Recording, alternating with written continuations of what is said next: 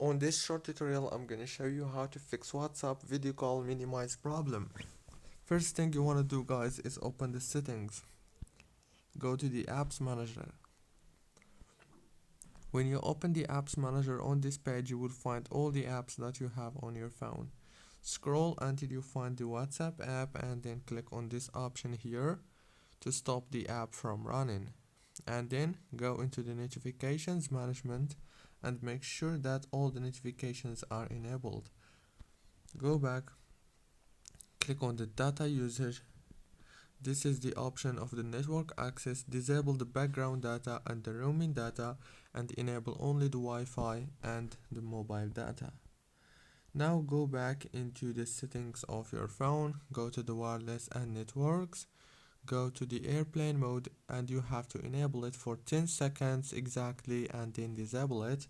Now restart your phone, reopen WhatsApp, and the problem must be solved. Don't forget to like, subscribe.